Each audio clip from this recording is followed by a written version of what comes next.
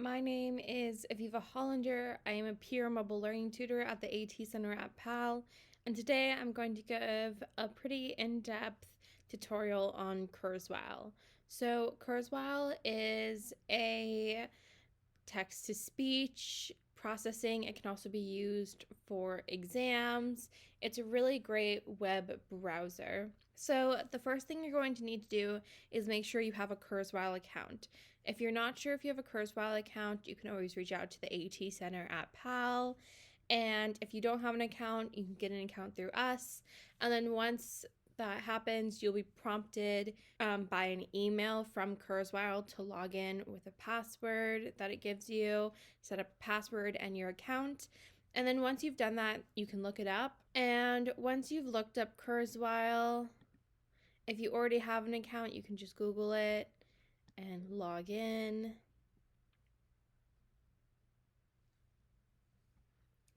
Once you've logged in, this is what you should see.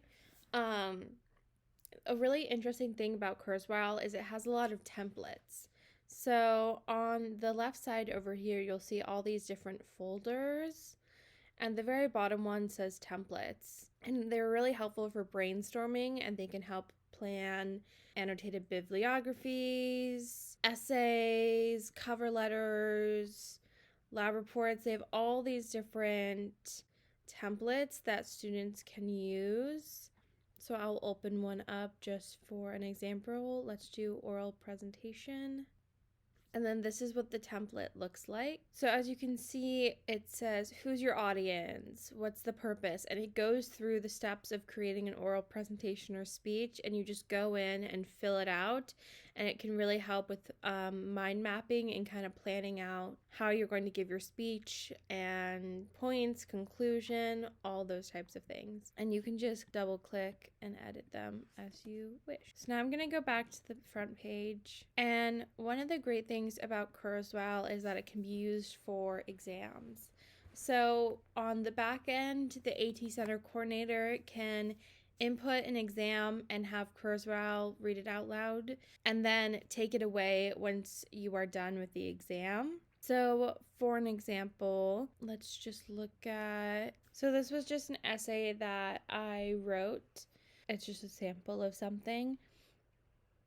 So you can edit and type in here, but you can also have it read out loud to you. So if you go up here, you can see this play button. Suicide is often seen as a taboo topic in societies, And it will read it out loud to you. You can also have full-on textbooks in here.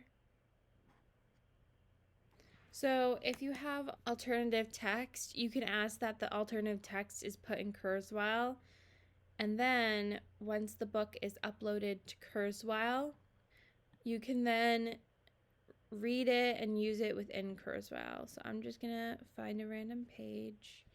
And you see this little blinker, that means that's where it's gonna start reading. So once I click play up here at the top. Copyright notice. Title: Professional Ethics for School Psychologists, a Problem-Solving Model Casebook. And it will go through and read it out loud. You can use this tool up here to change the voice, change how fast it's going, change if you want it to highlight the sentence or just the word, if you want it to keep going or self-pace itself, a ton of different settings. You can also highlight by clicking any color and then clicking and dragging. You can circle a certain word by clicking and dragging, being like, this is important. You can strike out things, especially if you're writing or editing, to be like, this needs to get deleted.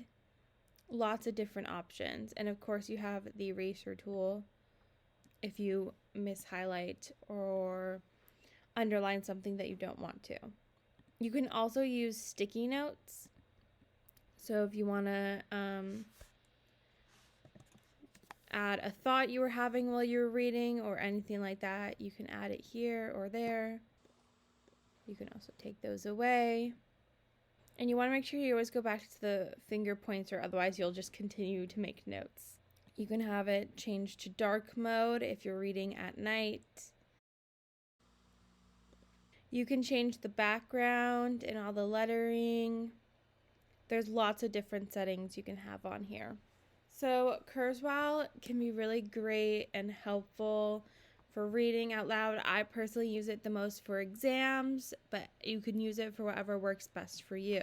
Also at the bottom, if you're going through a textbook and you need to find page, you can type it down here and go straight to page 47. And you don't have to worry about flipping through a ton of pages or trying to find something specific. It's just right there for you. I hope this was helpful, and if you have any more questions, please feel free to reach out to the AT Center at PAL. Have a great day.